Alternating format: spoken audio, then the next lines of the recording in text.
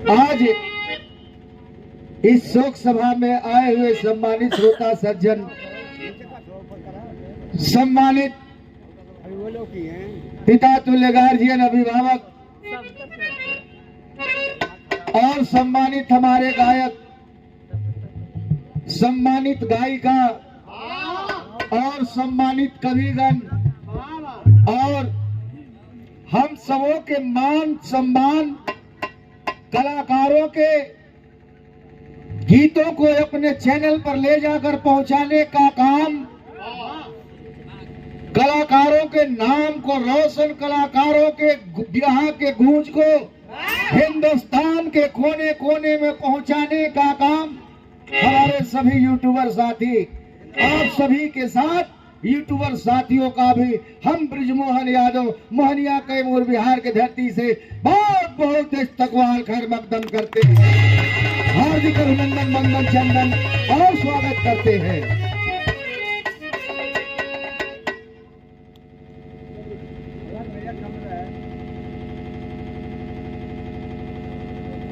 कलाकार तो बहुत है साथी,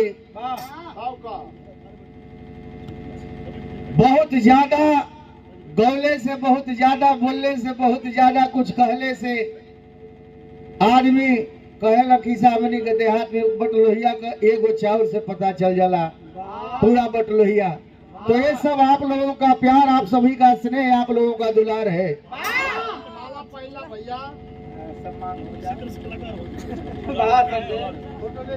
फोटो ले ला भैया,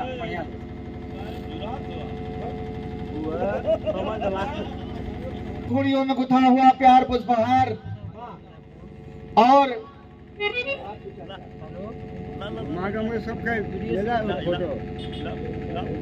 हम सबों के गार्जियन कुन्नू राजभर जी, जो हमारे अजय भैया, जिनका टेलीफोन हमारे पास गया, मैं मार्केट में था, इनका नंबर देख नहीं पाया, भीड़ में उठा लिया, मैं पूछा कौन, ये बोले भैया हम अजय बोले थे। पहली कौन अजय, 3 बार तो यो चकमा में पड़ गए, हम तो खैर दुविधा में पड़ले रही। कहना अजय भैया कह रहे भैया हम अजय बोला थे, शेरे बिहार भैया नाम पहचानत हुआ का, तब चक से दिमाग गल गाजीपुर। कली बा कली क्षमा करेंगे, तो बात हुई कहे कि नहीं आना है, तो आप लोगों का प्यार है, आप लोगों का स्नेह है। और रामाश्रय भाई से भी बात हुई, इतना काम है, रामाश्रय जी जान रहे हैं, इतना काम को छोड़कर और सल्टाने के बाद आपके आदेश पर और आपके आग्रह पर मैं यहाँ आपके पास उपस्थित हुआ। तो आपके गार्जियन, आपके चाचा, हमारे भी गार्जियन, हमारे भी चाचा है, चाचा जी की ओर से पुष्प की पंखुड़ियों में गुथा हुआ प्यार पुष्पहार और सुंदर अंग वस्त्र बहुत सारे रुपयों से सम्मानित किया गया। श्री चरणों में बहुत बहुत प्रणाम करते हैं, इस्तकबाल खैर मकदम करते हैं, अभिनंदन करते हैं, चंदन करते हैं, वंदन करते हैं।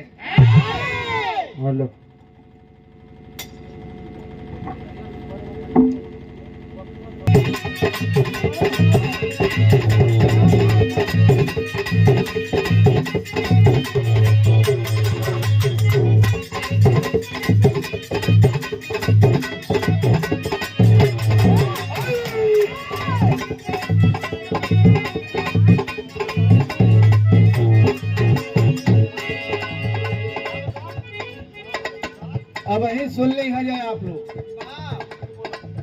कौनो मेहरारू बाबा बपाले मेहरारू नया नवीली रहल, दुल्ही रहल, जब अपने ससुरे गई मरद मिल गई, तनी हमारे देसी भैया लिया एकदम चिक्कन, ऊपरा ले चिक्कन रहल, निचवा ले चिक्कन ना रहल।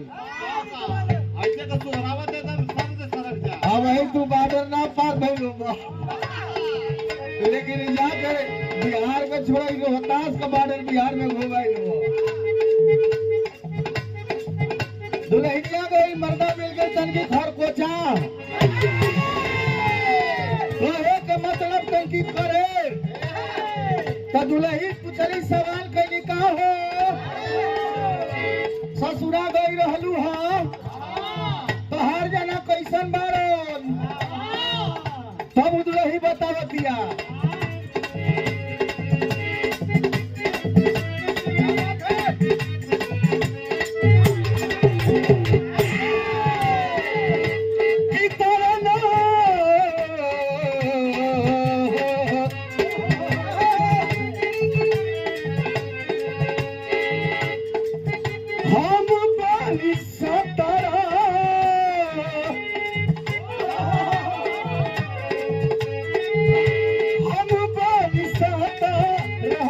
बलमुआ 23 साल के।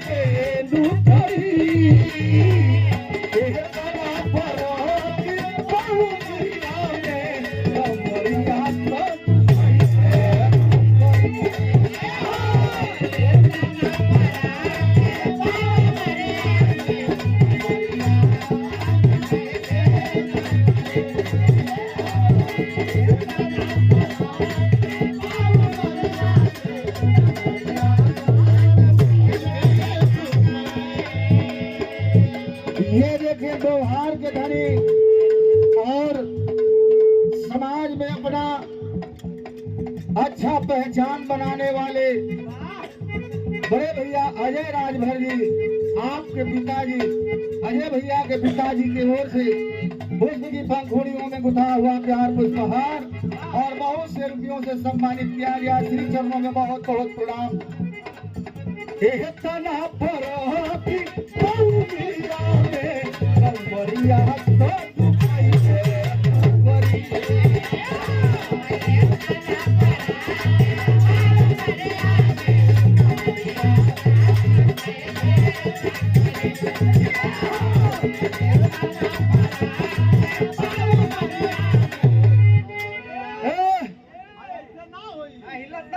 नहीं भैया मत जा, धीरे रहा।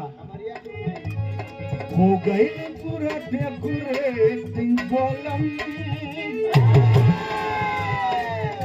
अरे हो गई पूरा डेकोरेट बलम, करिया ऊपर नीचे से